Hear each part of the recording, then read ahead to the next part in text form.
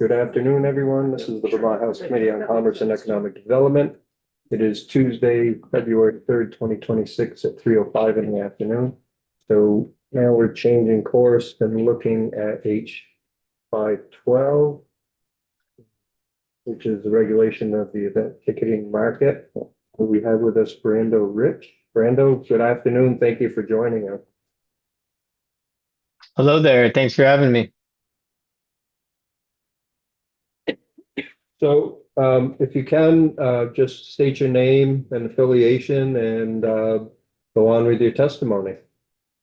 Great. Thank you.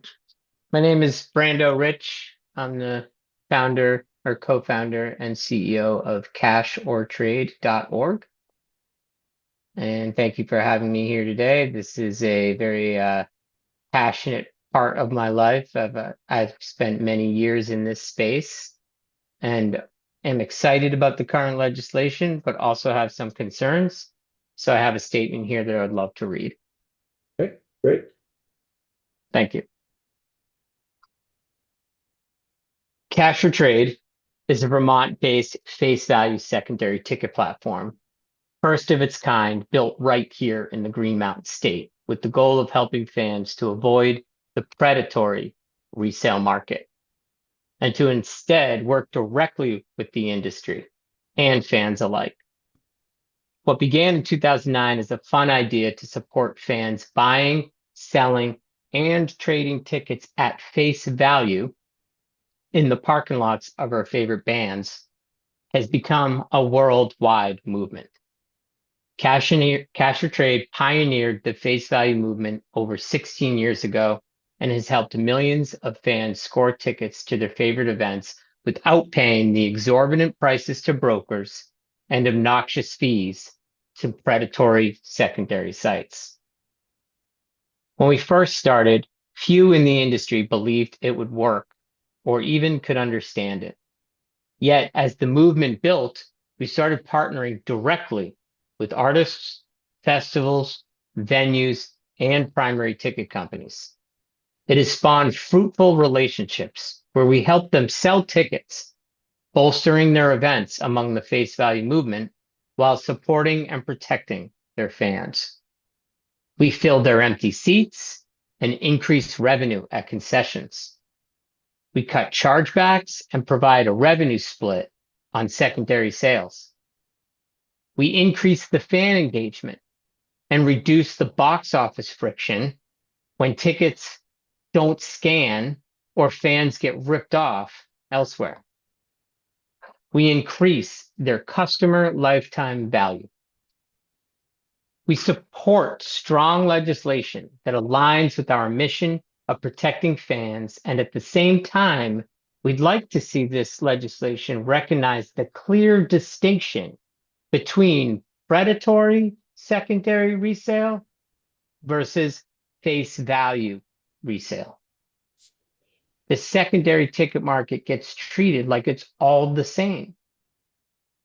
But there's a critical difference lawmakers need to understand. Predatory resale is when brokers buy tickets they never intended to use and flip them for the big markups. That money doesn't go to the artists, the venues, or the fans, and it just gets pulled out of the system and drives prices up. Face value resale is completely different. It is when a real fan can't attend and needs a safe way to pass their ticket to another fan at the original price. As artists and promoters may be paid before the event, providing refunds becomes difficult. So face value resale fills that gap. It keeps tickets in circulation, seats filled, and prices fair. As this model grows, it needs to be clearly defined in law. If face value resale is regulated the same way as scalping, like strict percentage caps, it becomes impossible to operate because those limits don't ever cover basic costs like credit card fees and fraud protection. If the goal is to protect fans, regulation. I'm sorry, I just lost my spot.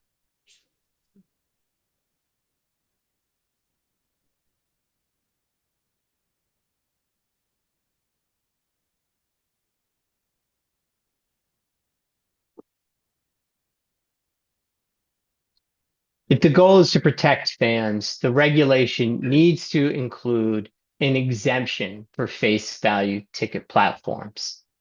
The way we see it, if there's an opportunity to allow an exemption for when face value resale platforms partner with the artists, festivals, events, or primary ticket companies, then we see that this could be a fruitful legislation that helps provide serious value to the industry, protecting fans and the industry alike.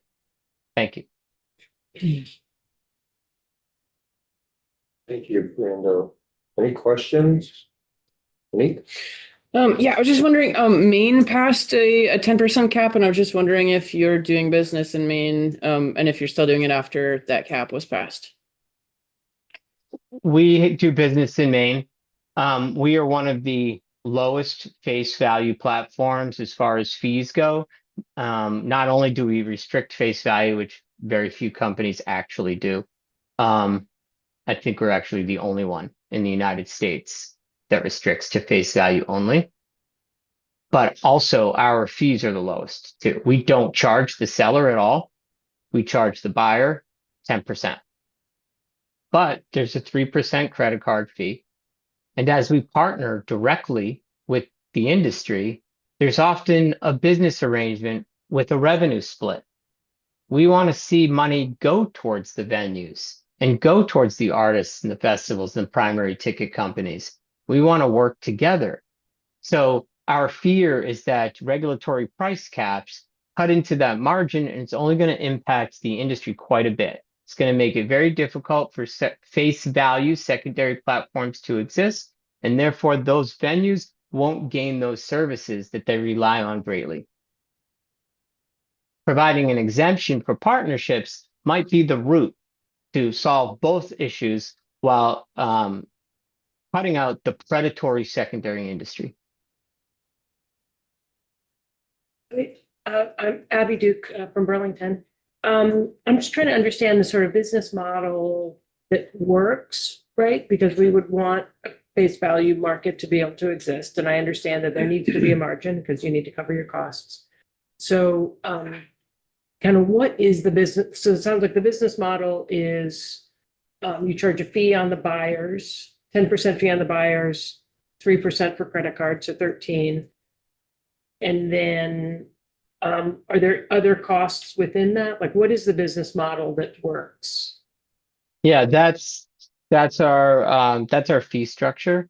Yeah. And there's expenses to run the company and provide that fraud protection and the insurance. Sure. It's basically an insurance and an escrow platform because we take in the funds and hold the funds in escrow before we pay them out, and we take on all that liability.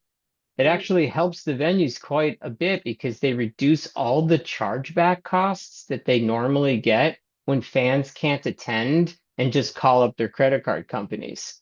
So by venues being able to lean on secondary platforms, it really helps them reduce those extra costs on their end. At the same time, we help them fill those extra seats so they have a full venue and maximize that revenue on concessions.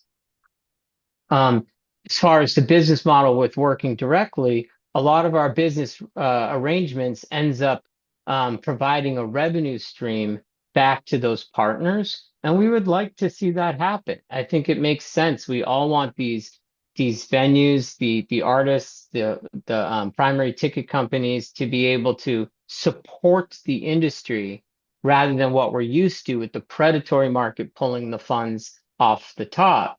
So having a revenue split would really help. And so anywhere between, there's talks of 2, 3, 4, 5% that could go back to those partners. Well, if we have a 10% cap, it could cut that out.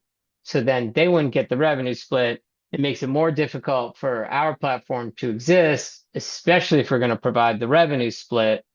And therefore, it seems like an exemption on partnered events where the industry, the artists, festivals, venues, primary ticket companies are choosing to work with a face value platform that's basically an extension of their services and of their offering.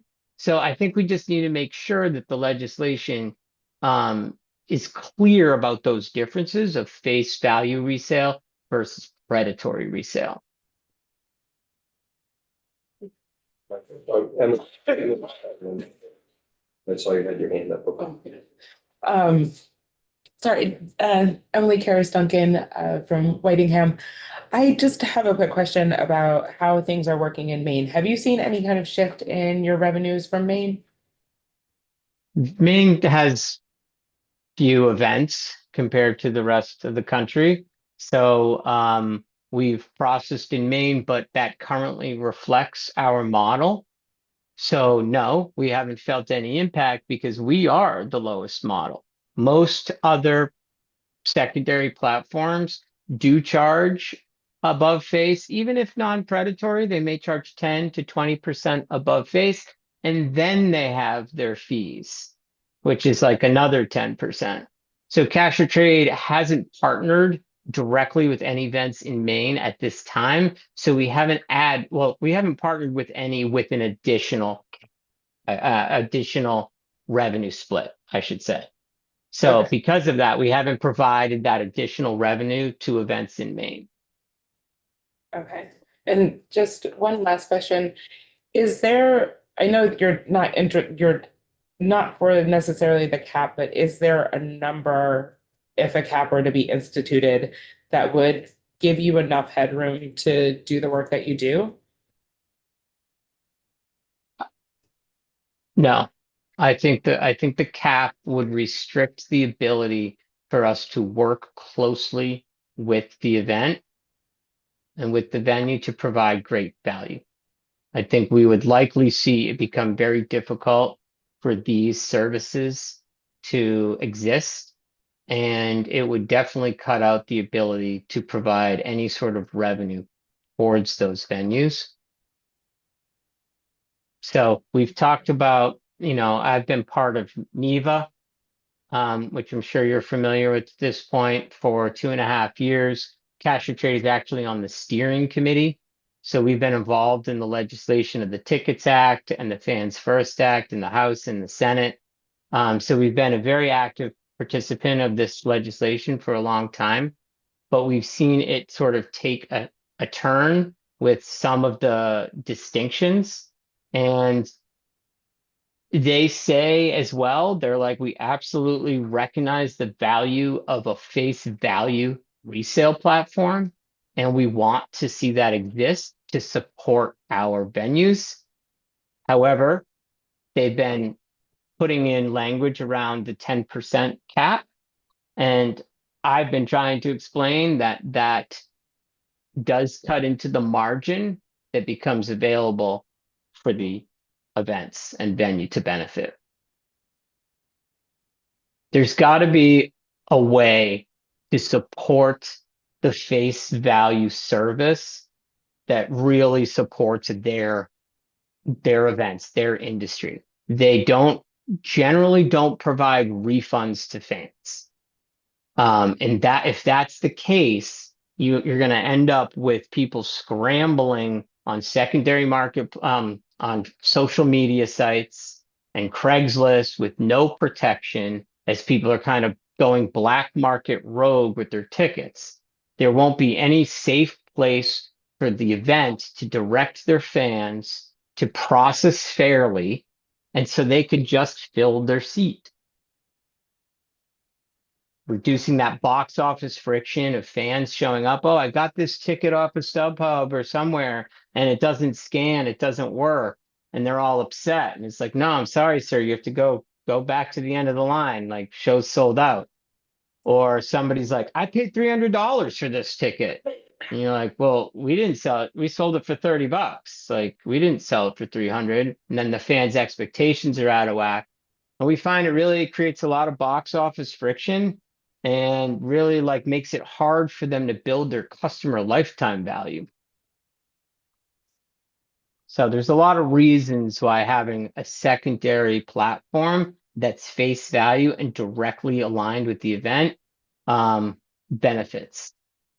So in the end, we think that the best way to move forward is an exemption if the event directly partners. So say the primary ticketing company, the artist, the festival, the venue has a direct partnership with the service.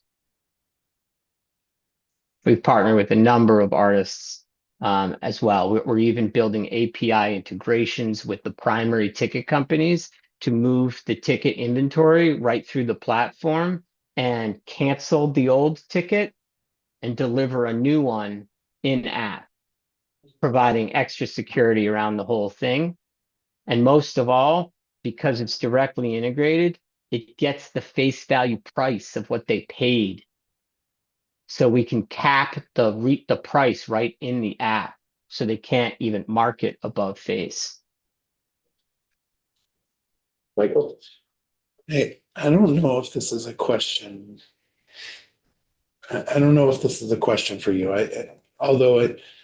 I'm confused by face value. Hmm.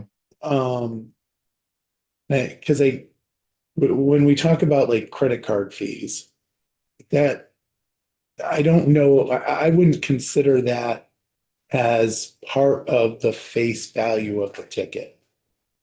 And I wouldn't even consider credit card fees as a original value of the ticket. I would think of what the amount is saying the ticket price is at the venue. So if there's credit card fees associated, that would be additional and not part of that value, correct? Well, Or if we look at do you if like we just add that all in? so if you look at the main legislation, the area that speaks on this is vague in that way. It doesn't specifically cut those out, and it just says 10% above the face value cost, and it includes all fees and charges. So it's not super clear on itemizing the differences. But let me do a better job to answer your specific question. What we determine as face value is what a fan paid on the primary market. What did it take for them to get that ticket? So if it was $70 and then there was fees on top and credit, whatever the primary market charged for them to swipe their credit card, ends up $76.50, then that's what that fan paid. They can list it for that amount on Cash or Trade and not above. But in order for us to run our service, we have a 10% fee. And then we have a 3% credit card processing fee. So however the language works out,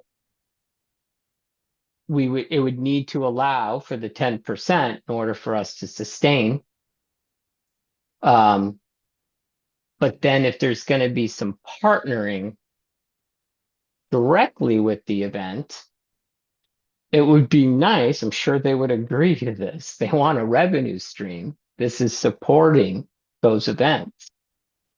That if tickets sell on our platform, it'd be nice to possibly issue some revenue split to those venues. However, this cap would restrict that, and legislation would have to be written to not include the processing fee of that 3% that goes to the credit card company. But what we're proposing is that it gets exempt from the fee cap if it's a direct partnership. That way, the venue and the event can participate in the revenue and the service. And it's not predatory, and everyone's aligned with agreeing for the service. So it feels like that. We've gone around this for 2 years. We've talked about face value definition, but we recognize that if you try to define a face value platform, you could have others saying their face value, but charging obnoxious fees. And that's why you guys are kind of shooting for the 10%. But if you're partnered, the literal event is choosing it. And we're all here today around this table to support the industry in Vermont. Does that help answer the face value question there? Was that clear on how we segment out the? I think I'm good. Okay, thank you. I have a related question. Doesn't a carve out for face value resale mean that any arbitrary fee can be charged on top of it? Like regardless of kind of what the thing that you're saying you set for yourself and your company, we have to think about all of the players in this space, and what others might do as well. And so it does open that up, I think. Is that right? It would open it up, but it would be aligned with the event. So the event, it would be happy to participate in that revenue and align. So it wouldn't be predatory to them. It would be beneficial. So I think what Brando's saying is that you have an exemption if there's an existing contract between his business and the event, then it would be exempt. If he doesn't have that, then the 10% fee cap would apply. Yes, thank you. Yeah, because we're all here today, not just to pass some arbitrary legislation. We're trying to protect the events. They're feeling the harm from brokers and bots pulling all the money off the top. So Cash and Trade's here to support those events. That's all we've ever done. So if it is partnered directly with them, then we're all in the same room here, focused on supporting those venues and those events. Donna? The risk of prolonging the definition game more than 2 years. Is the primary market the same as what the venue says the ticket is worth? Yes. Okay, thank you. Mhm. Edie? Hi, Brando. I just want to go to a different part of the bill and make sure that that doesn't need to be modified also. We talk about using the artist name, venue name, or event organizer name in your sales on your website. If you don't have an agreement between the artist, venue, or organizer. So I'm assuming you already have those agreements. We Or you have don't. we have a number of agreements. We don't have agreements with them all. We've been providing secondary services for a long time. We're not partnered with every single event that we sell tickets for.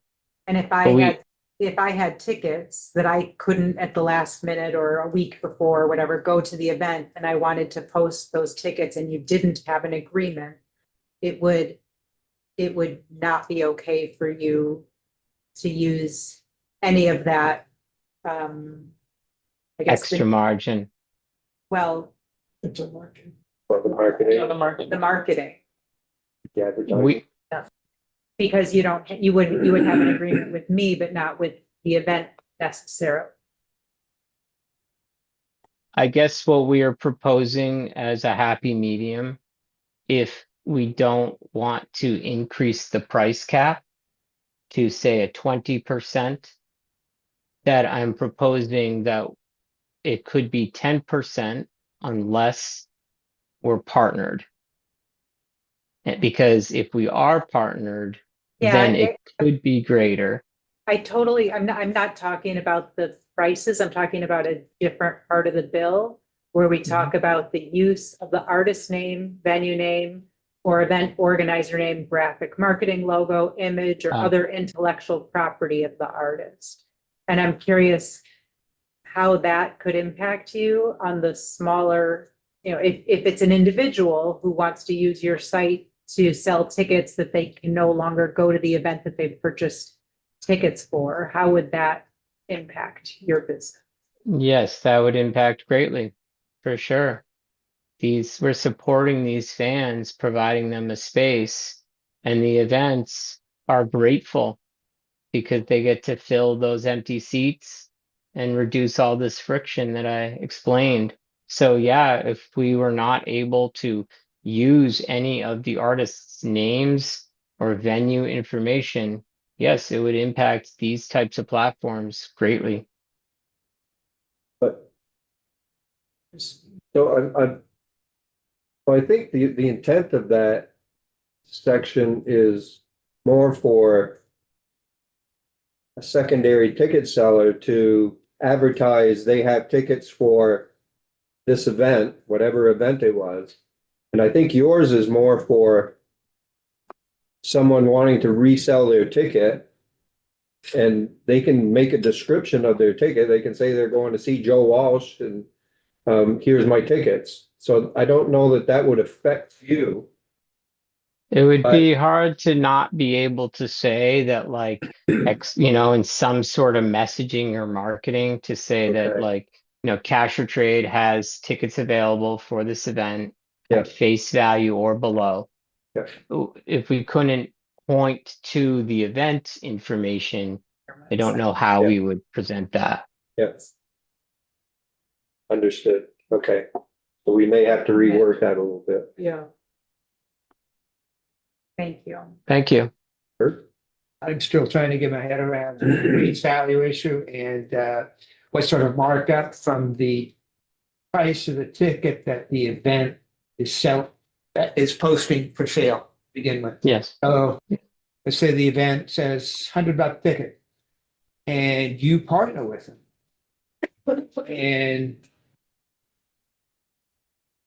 But you don't have a cap, right? You don't have a 10% cap.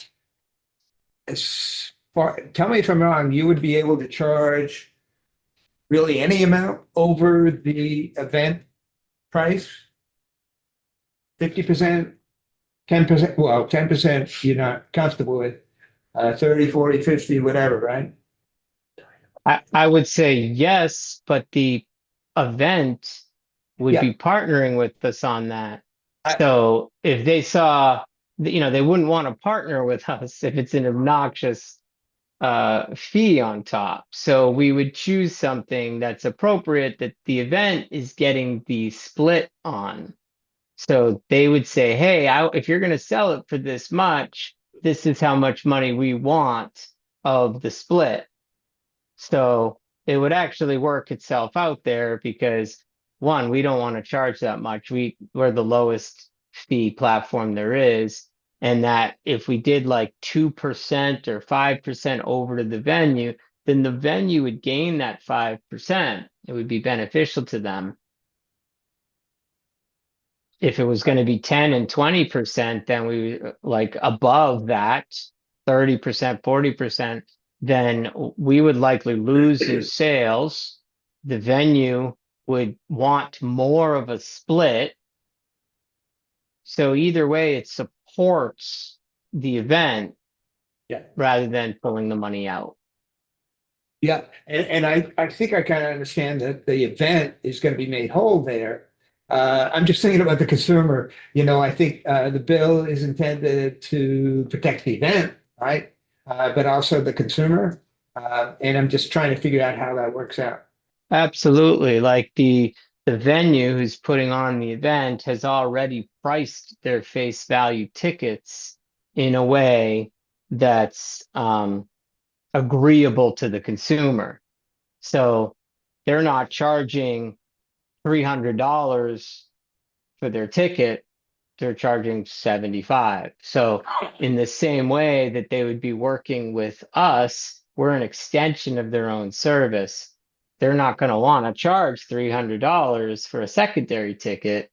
They're going to still want it to be very low to provide that value to the consumer. Yeah, I guess I'd like to hear from, I guess, the event folks who came in with sponsoring the legislation, what they think about that. Yeah, I mean, you could imagine they're going to be excited to get some revenue. And you could imagine that they will also be excited to have a service that's an extension of what they're doing. So they don't have to manage the support or the chargebacks or the insurance, etc. Okay, thanks. Mhm.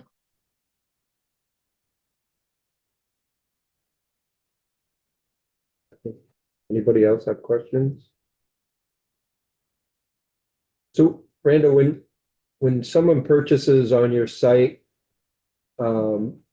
is there a breakdown of the charges that, so they're paying, here's the original cost of the ticket, here's, this is a fee for using your credit card, and here's our fee for providing the service?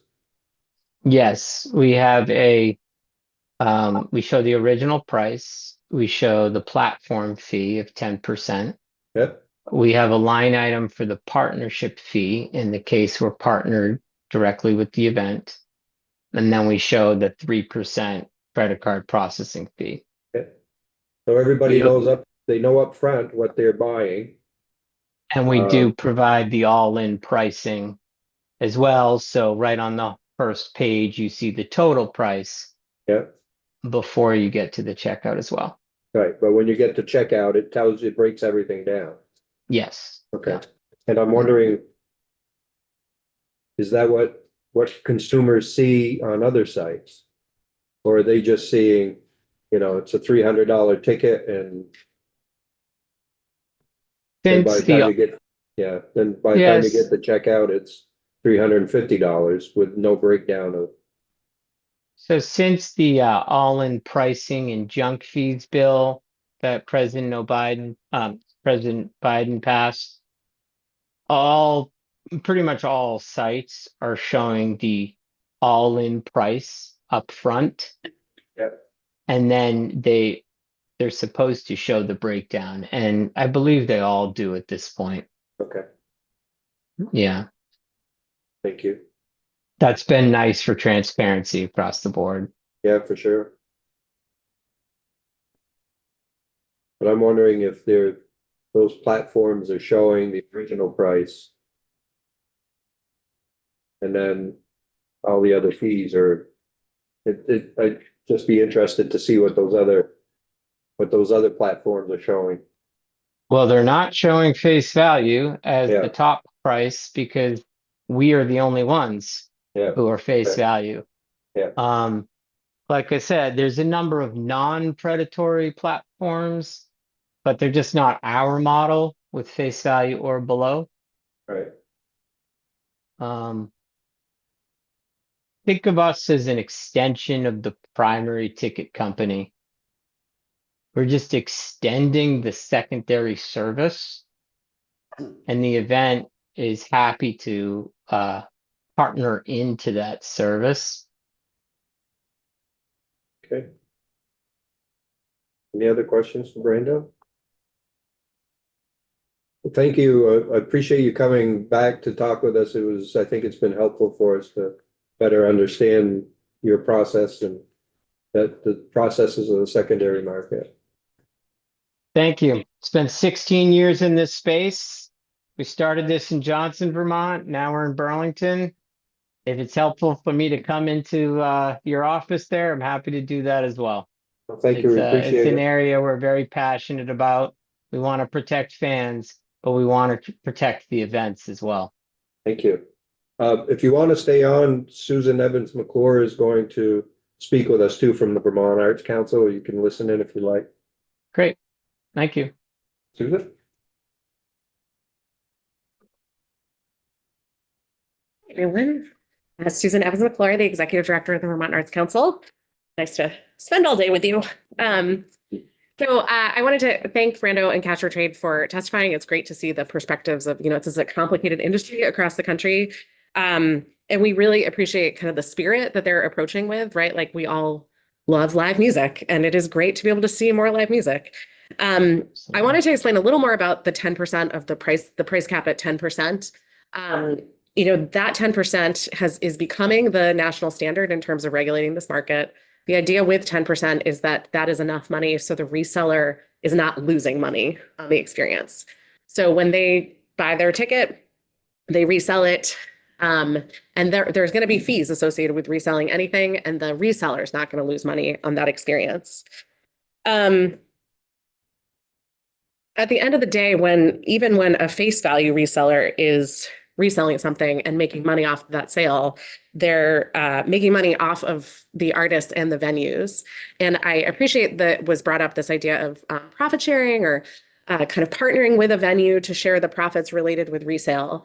I think that may be something that is more happens more outside of our small state.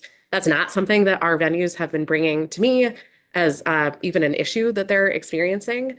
I think when it comes to the venues, as you've heard from them, their primary focus is they want to be interacting directly with consumers. They set the prices that are right for the market, and they want consumers to have the ability to access those prices. Things do happen, as we've talked about, right? Like people are going to get sick. You're not able to go.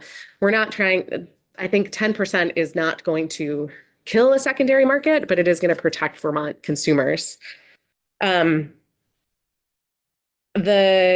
This idea of agreements and partnerships is something that some venues do have with a ticket seller. You would have kind of an authorized resale platform. And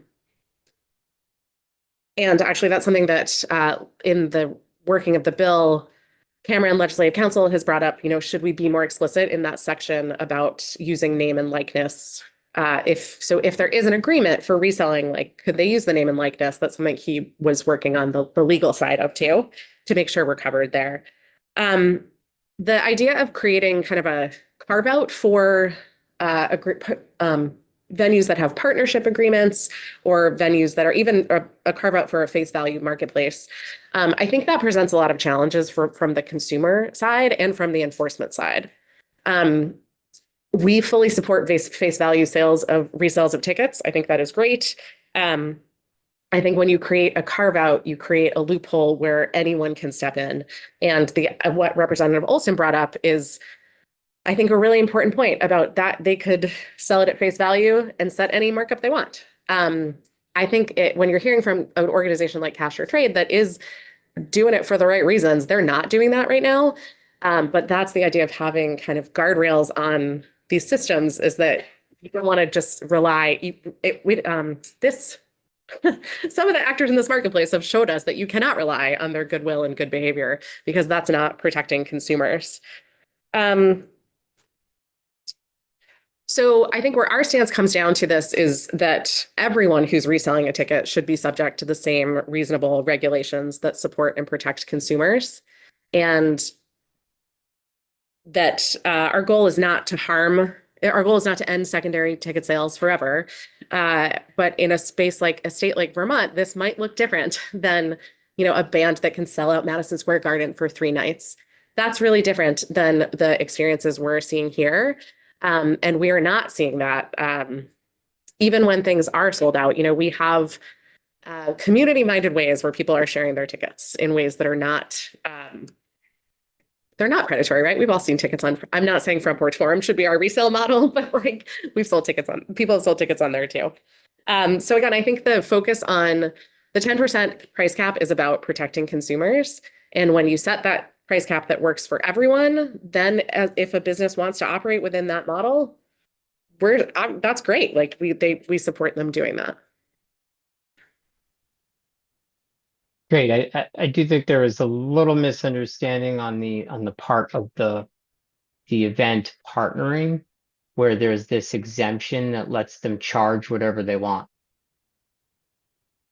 Well, it's the event directly setting those prices.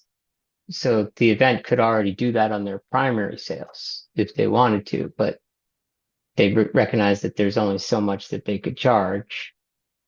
So just imagine this is working with the event and as an extension of their primary sales.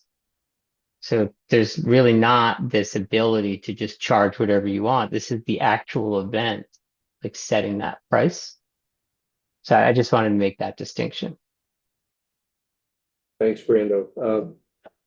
If you wanted to chime in, just kind of raise your hand or something, but I apologize. I wasn't sure. My bad. not a problem. What if there were, so I mean, I kind of like this idea of venues partnering with resellers because I think it brings safety to the consumer.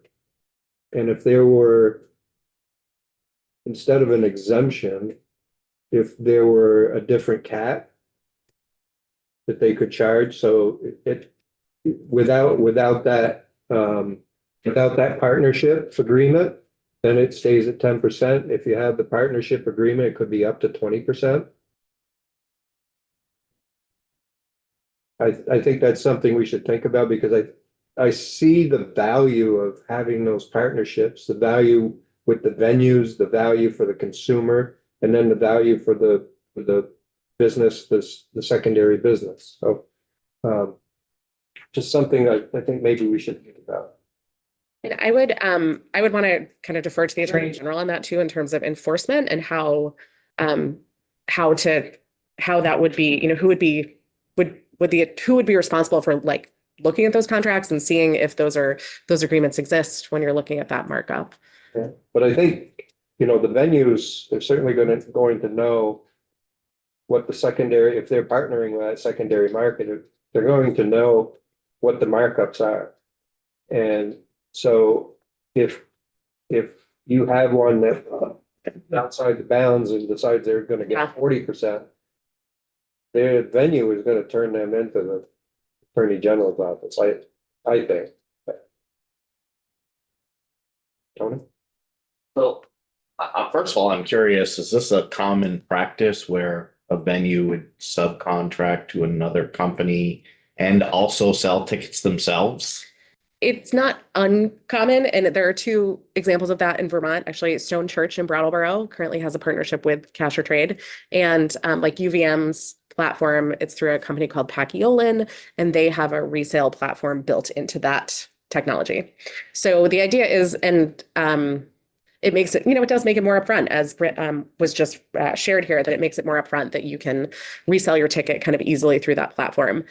Our stance on that too is even if you're doing that, there can be incentives for that reseller to mark up, to encourage people to set their own prices. Like not every, so what was just shared about Cash or Trade, you know, you can only sell your ticket through that platform at face value. For other examples, you can set any price you want for your ticket. So I could buy a ticket to a UVM hockey game and it's $24.50. And I could go and say, I can't make it. I'm going to sell it on their resale platform. And I could just say, and I'm going to sell it for $75. So every platform does it differently now. So if an organization has that partnership and they want to do that, and it's easier for their fans or consumers to do that, our belief is that setting that 10% price cap, even there with the 10% price cap, could still apply, because that is what we are saying is reasonable for the consumer, for the people who will be buying those tickets on the consumer end.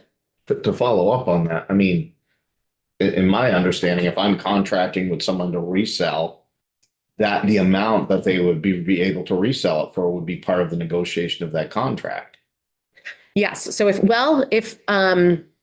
it could be, not all of them do right now. So there are, and this actually came up when we were talking with Vermont Green FC, that they're looking at a resale platform. And some of the resale platforms you can set as the organization, they could say, we only want people to resell tickets at face value. And some you can't say that. That's like not built in. So if we, I mean, I'm just thinking out loud, is if we were to create this this 20%, that it would only be for face value ticket sales, you know.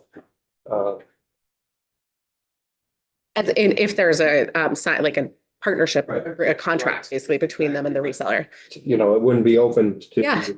to the reseller to mark the Mhm. price of the ticket up and then get another 20. Exactly. To be a face value sale. And I think that could potentially save keep the focus on the most egregious actors, right? Like that's still the people who are the examples you saw from the Flynn, right, of the tickets that were on sale for $300. That would still not be allowed. That would still be well beyond the 10% price cap. And again, we don't, I mean, if it's working for an organization or a venue, that's also not our role to say you have to change your practice because it's not working. We are really focused on the worst of the worst, right? The ones who are kind of really making it hard for Vermont consumers to access the things they want to access fairly. So sort of a thought, kind of a question about the sort of idea of the price cap of 10% and your comments before about like we don't want the resellers to lose money. But I think we, you know,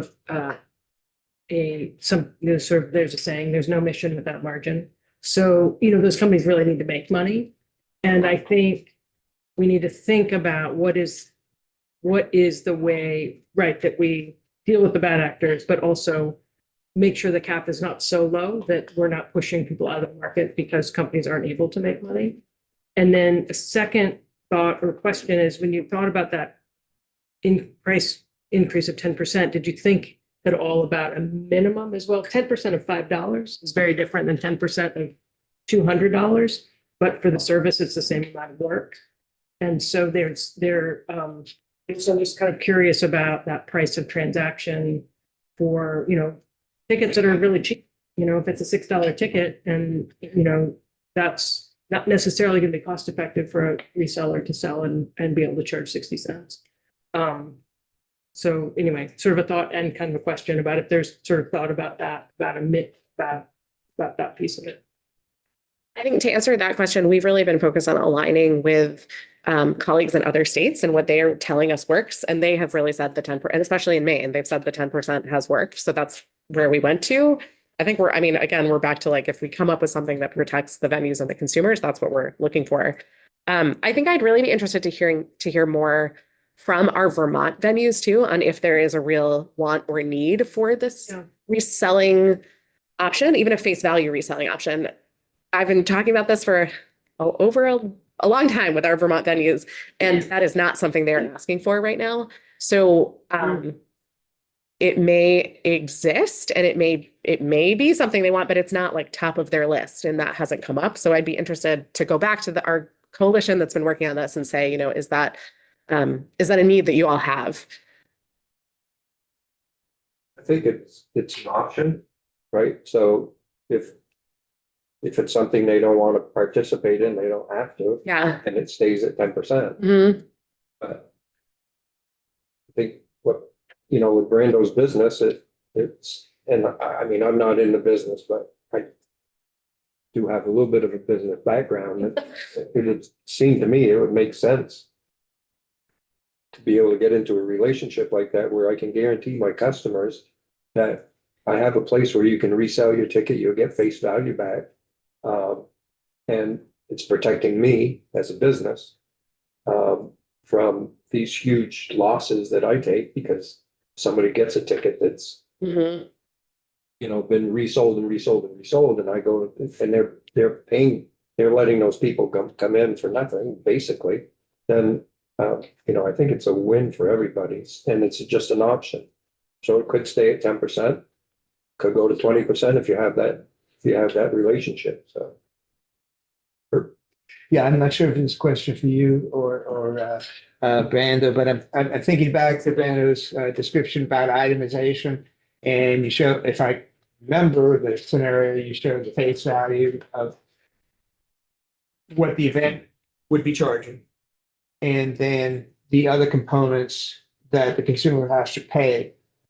And I'm wondering if the notice could incorporate, the itemization, I guess, could incorporate a notice to the consumer that, hey, you got an option. you can go, purchase from this partner organization, or you could go buy it directly from the event. And then they could choose. Oh, they're really, I think they're starting at the event. They're purchasing their ticket from the event. They're not going to. Or if they're looking, if they go to the event and it's sold out, they'll go to Cash or Trade and see if those tickets are available on the secondary market, right? Or, I don't know what the marketing is of these tickets, but and maybe I'm all wet on this, but I can imagine that a consumer, the first notice that they would have of what the price would be from, Cash or Trade. This is what we can sell it for. If I was a consumer, I want to know what the price would be if bought from the event. So. And I think with if you have a contract with an authorized reseller, so personal example, which you're all sick of hearing my personal ticket examples, we're going to go to a Celtics game the first week of March, and it is a Ticketmaster event, but you can, if the game is sold out, it's actually, or even if not, you can buy a resold ticket directly through the platform. So if and again, I would want to bring in a venue in Vermont to hear what that looks like now. So if you go and the show is sold out, you would go to the venue first to try to buy the ticket. And that would be actually relates to the rest of the bill, which is we want to be driving people to the venue who's selling the ticket. So you go there and it says, oh, we're sold out. They would say, but we have an authorized resale platform. Check if there's tickets available on whatever that platform is. I just was getting back to the whole thing of contracts, like reseller contracts. To me, wouldn't it make sense to have an exemption if you have a contract with the venue, the law wouldn't apply. It would just apply as a default. Like, say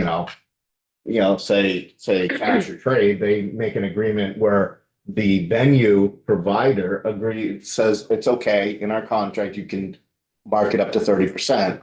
But in a situation where there's nothing there, we say, all right, it's 10% because you don't specify it in the contract. Possibility to between the two parties. The venues want to make sure that their customers are getting shafted either. Yeah, and that is, right, as that was shared too, that the venue doesn't want their consumers to get kind of screwed over by ticket prices either. It's not a good look for them as the venue, so they don't want that either. Susan, as you're going back to the to your team, your venues, I'm wondering if you could ask them, is it going to be a hardship for them to list authorized ticket resellers on their website? I'm trying to come up with ways that, in my head, right? Ways that we can simplify this for the consumer. And so, and also for the Attorney General. And so if there are these actual partnerships, then I would assume that the venue would be comfortable listing it. And I just don't know how much of a burden it is to act. Yeah, I can definitely ask them about that too. I think that the thing about this also that has been brought up today, it really does put it on the venue also. So if they don't want to do that, they don't have to. Like will be plenty of venues who will say, no, I don't want to do that. And that's fine. Again, we're trying to really weed out the worst of the worst with this. We're not trying to impede the things that are working. Like we're not trying to break the things that are working. We're trying to fix the things that are broken. So yes, I can check with them on that. And I'm also going to, and ask you about the hardship, but also the need. Are they finding there is a need for this right now? Or do they think in the future there'll be something they might want to consider down the road? So it's becomes an option. It's not you must do this. Exactly. Okay. And we can have conversations with our legislative council and with the Attorney General's office as well, make sure that we're not placing a heavy burden on the Attorney General either. Yeah, exactly. It sounds like Brando may have some venues that might not be in your usual circle. Do you think you could, for Vermont venues, do you think you could check in with them, and include them in your survey? Yeah, definitely. My understanding, and he can correct me, I'm looking back at the screen, he can correct. My understanding is the only one in Vermont that partners with Cash or Trade is Stone Church. There are other face value ticket platforms that are operating in America also right now. And I don't know if any of them have agreements in Vermont, but I can look into that too. Brenda? There are a number of venues in Vermont that use secondary services. Some use Cash or Trade, but some use other platforms. They're not necessarily face value like Cash or Trade is, but yes, like Higher Ground and other platforms do, other venues do leverage secondary platforms to help support their service. I think if, And you know, if I could say Yeah. one more thing on the Maine and the price cap of 10%. Maine really just passed that very recently. There has not been an economic case study that I know of that really outlines whether 10% was the right number. And no one's really focused on whether it's going to be enough to support the secondary platform, because they're more focused on cutting out secondary ticketing. So I just want to sort of make that point that we're 10%, it's tight. Face value, we're trying to employ people in Vermont. It's a hard business. If we're going to do revenue splits, it might not make it, and they won't have those services. Maine passed it, it's very in its infant stages. They don't have a lot of events, and there's no economic case study yet. So I just want to make that clear when we talk about that Maine passed it as a valid sort of case study reflection. Thank you. thanks, Brenda. Okay, lots to think about. I think we're back on this on Friday. We'll be hearing from someone from StubHub and the Secretary of State's office. Are we here? Is that maybe related to the registry that we? Yeah, that's not gonna put in, so we can probably let them know that we don't need them to be moving that. Okay. Anything else? Susan, thank you. Thank you. Brando, thank you. Been a helpful conversation this afternoon. Thank you so much, everyone. Really appreciate it. But I think that's it for today. Tomorrow we're back at 9 o'clock. We're having data privacy hearing at 9 o'clock in room 10. Just want to make sure the committee understands what this is not talking about. S71 or H208. Not talking about data privacy legislation. We're having people coming in from around the country who are experts on privacy issues that are going on. They're just here to educate us. We're here to listen. And we'll, whatever we take from that, if we need to apply it to legislation, then we will. But it's more of a learning, educational component than having a hearing to have a debate one way or the other. So that's what tomorrow is all about. Any questions? Okay, so we will see you at 9 tomorrow in room 10. So, Kira, I think we can go offline. Thank you.